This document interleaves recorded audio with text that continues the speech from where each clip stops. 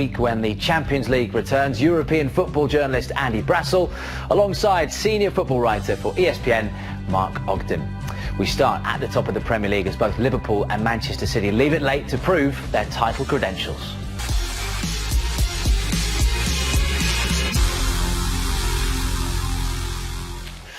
Yeah, incredible late drama, wasn't it, at Villa Park and the Etihad as well. Great to have you with us, Mark. And Andy, if you want to get involved at home, as we encourage you to do every week, we love your thoughts. Use the hashtag #TheHeadlineMakers to join the conversation. The significance, Mark, of those two results? Well, I mean, it could have been 3 points, 6 points, 9 points at the end of that day, because the results were so close. And I think when City went ahead, Liverpool was still 1-0 down at Villa, and it really looked like a real swing in the title race. But then Liverpool pulled it out of nowhere to get 2 goals in late in the game, like City used to do under Mancity when they won the title, like United used to do all those times under Fergie.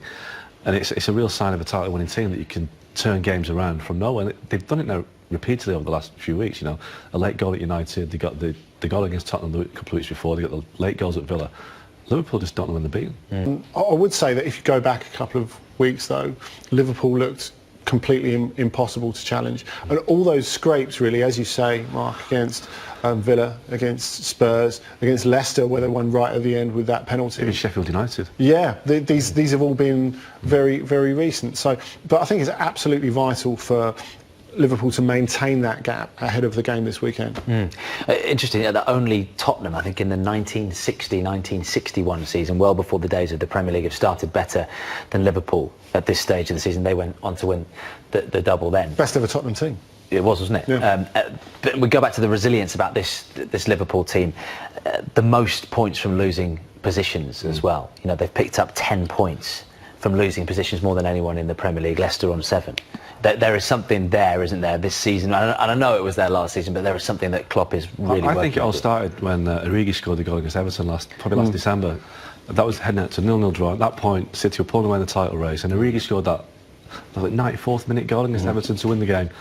Then it carried on, and then we saw it in the Champions League, the whole Barcelona thing, and then it's just got into Liverpool's head that no matter what the score is, no matter how long he's left, they can win the game. And you know, City have shown that as well over the years, but psychologically for Liverpool, to know that if the game's 95 minutes old and you still need a goal, you can get one. It's massive, and it could sustain them all the way to the title. I think Andy's right. I think, you know, 6 points at this stage is not a huge gap, and City, they have to keep that lead over City, because City will come good, because they always do. I mean, it's no fluke with City. They've done it consistently over the years now, that when they get the players back, they score the goals. They got De Bruyne fit again this season. City will push them very, very close. And I think it's normal to talk about the psychology of it, of course, but as well, I think it's a strong indication that Liverpool finally have a comparable squad.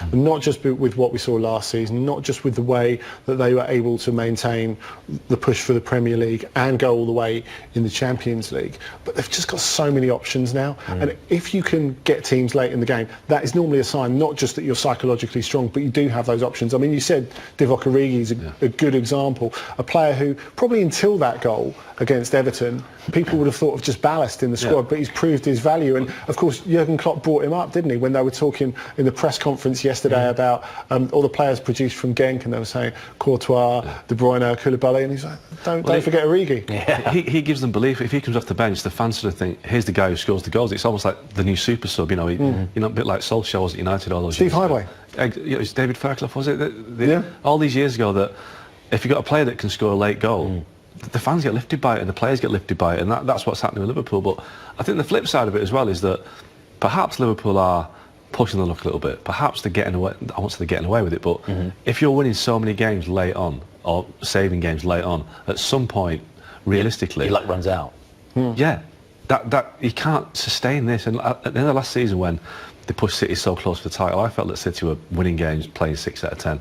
They were never threatened. They were coasting to victories. Liverpool were straining at the least to win every game, and you can't do that forever. And they've done it for 6 to 9 months now, where they've been pushing and winning games in the 95th minute. At some point, maybe your luck turns, and when that happens, is the significant part of this. Interesting quotes from Simon Hughes we just saw from the Athletic, saying that at one point, well, not long ago, Liverpool were considered nothing without Mohamed Salah.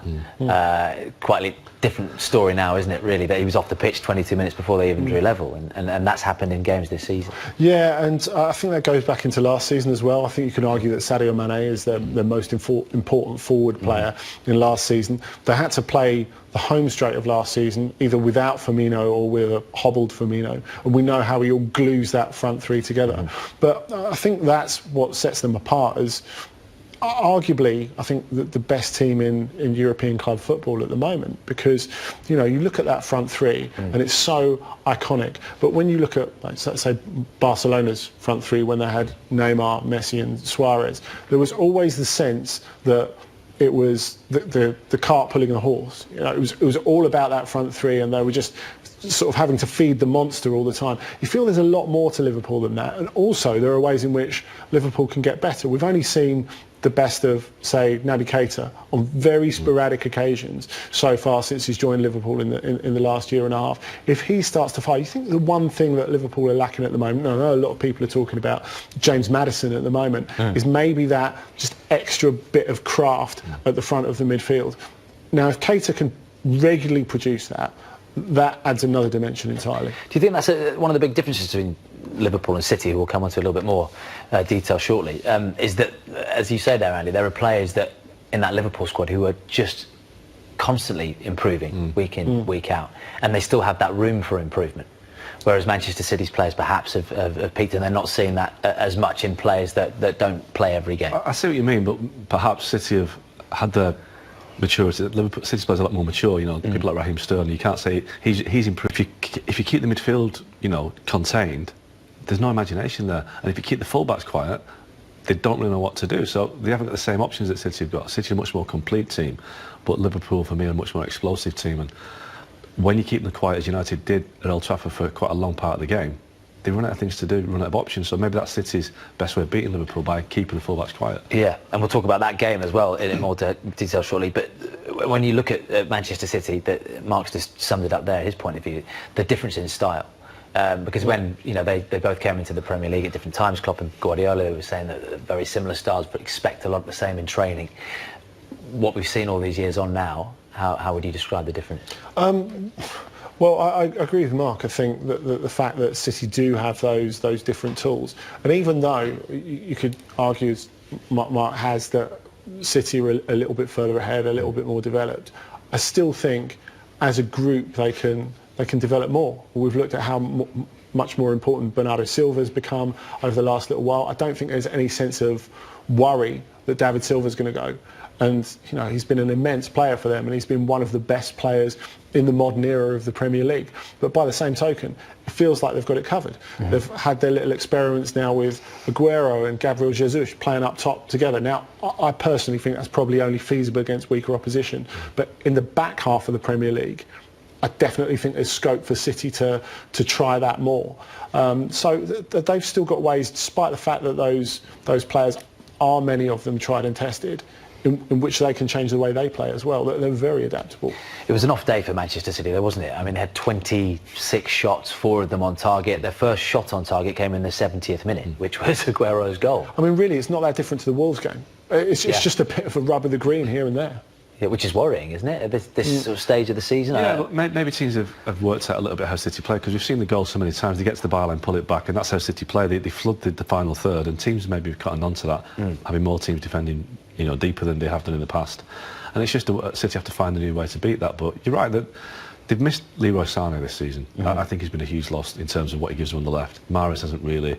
He's been hot and cold, hasn't he? And defensively, they've missed a lot of key players. So to be where they are, 6 points behind at this stage of the season, I think is actually a testament to the quality of City's squad. Well, I think really that the injury plague with the defence, it doesn't exist in a vacuum.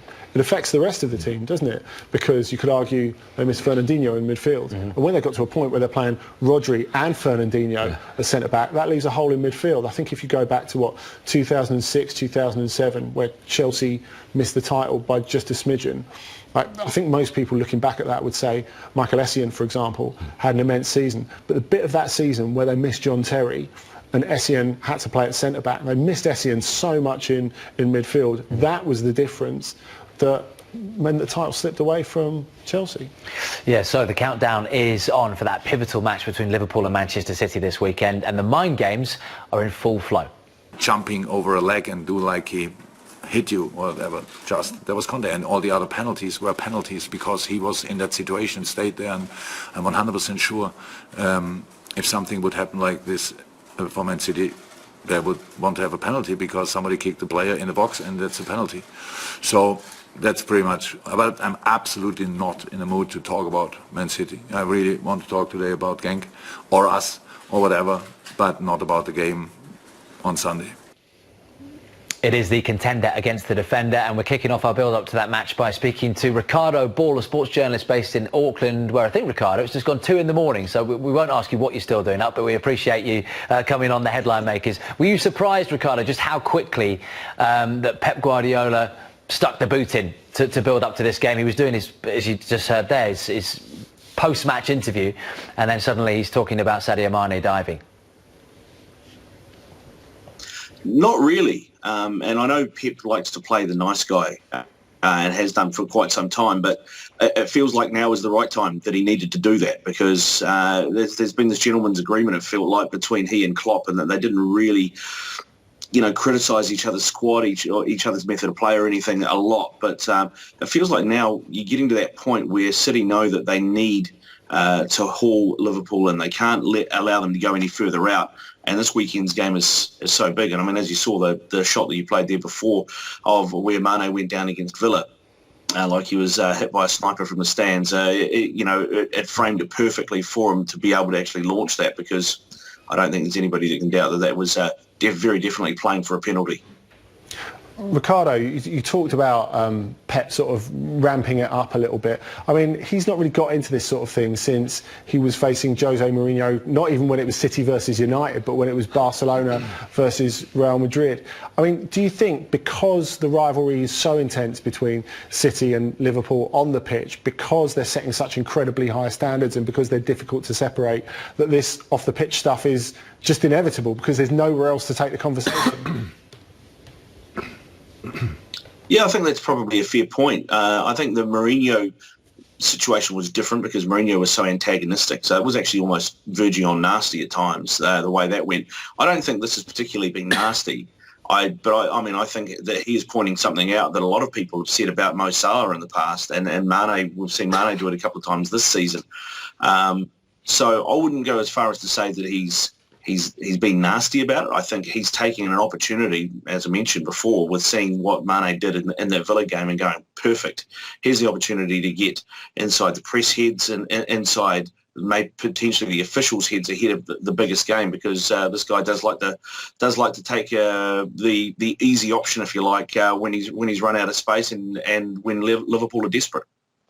Ricardo, set the scene for us where you are. What's the appetite for a game like this in New Zealand? Yeah, it's absolutely massive. It's absolutely massive. I mean, I think most people agree, Leicester aside, who, I know we've said this about Leicester probably about 3 or 4 years ago, you don't feel are going to be there come the end of the season. So this is the game that really is going to reignite the title race, because if Liverpool win this game, feels like title race is just about done. So this is the one team in Man City that can knock Liverpool over. And I think for most neutrals, they want to see that happen to close that gap. And then we can, have a really good run and a really exciting run into the Premier League title race. It's interesting, actually, just finally, Ricardo, that Manchester City have been made the favourites for this game, given that it's at Anfield. But it is a must-win game for Pep Guardiola, such an important game that the title could hinge on. Yeah, exactly. It could do. And you can kind of see why, the guys in the studio there were talking about it before, why City are favourites, because they can hurt you from so many places. So it's going to be interesting to see, for me, mainly how Klopp sets up, because we've seen in big games last season that he dropped Trent Alexander-Arnold and brought Joe Gomez in. And had Gomez and Matip playing next to each other, because as good as Alexander-Arnold is going forward, when you've got Raheem Sterling, Sergio Aguero, for example, on the other side, that like that channel in between the opposition right fullback and right-sided central defender, Alexander-Arnold's not going to be able to afford to be getting caught up field like he has done in the past against some of the other teams. So I think that might be a bit of a shift. It'll be interesting to see what Klopp does there. If he does that, what does he do in midfield? Because he has really, without putting too fine a point on it, really had like three destroyers, if you like, in midfield with Henderson, Fabinho, and maybe a Wijnaldum. Or it might be a bit harsh calling Wijnaldum a destroyer, but not really a creative player in that midfield, and he's just relying on the fullbacks to set up, the front three. So I think it'll be interesting to see what he does there. If he does play Gomez at right back, does that mean he changes his midfield and he plays Keita? I mean, Keita, we know, has the potential to be that creative midfielder, but we haven't really seen it for extended periods in the Premier League. So yeah, there's a few question marks there, and of course the other thing is, in terms from a City point of view, with the defence, the issues they've had defensively with injuries, how does Pep set up? You know, he's been using Fernandinho much like he has done in the past with Javi Mascherano at Barcelona, turning a defensive midfielder into a centre-back because he likes someone that can play out from the back. If he does that, does Fernandinho have the defensive discipline against Liverpool to stay in position, or is he going to be tempted to follow Bobby Firmino back into the midfield as he likes to play that inverted 9 role? So there's a lot of things going to be interesting to see how these teams line up and how they make those battles work for them. Ricardo, top man, thanks for joining us. That's Ricardo Ball, who's a sports journalist based in Auckland, New Zealand, speaking to us live on the Headline Mix. I think he's a bit of a rock fan as well, just a guess. We've got two old rock and rollers in the studio with us, Andy Brassel and Mark Ogden. Motley crew, that's for sure. Mark's having a bit of a coughing fit, so we'll come to you first, Andy. In fact, you've been getting in touch, as always, using the hashtag The Headline Makers on social media. Lasiba, who's from South Africa, says Klopp has instilled a winning mentality at Liverpool. The players don't give up at all, always giving their all until the last minute. This is a winning culture, and those last-minute winners are a recipe for success. I foresee them winning it. I don't know whether he means Sunday or winning the title, but just to elaborate a little bit more, Andy, on that relationship between Jurgen Klopp and Pep Guardiola. Where is it at? Well, it was always quite respectful when they were at Bayern and Dortmund, but you've got to bear in mind, in the whole time that Guardiola was there, okay, Dortmund inconvenienced them now and then, but this was even the season before Guardiola arrived. Bayern won the league by 25 points. Of course, they ended up playing each other in the Champions League final in that 2013. But there wasn't an intense rivalry in terms of on the pitch to the level there is now. It's not like Dortmund were keeping up the same sort of standards of Bayern, and Bayern were able to coast towards the league. So it's kind of like, go back to Sir Alex Ferguson in the old days. He was always nice about teams that weren't really rivals.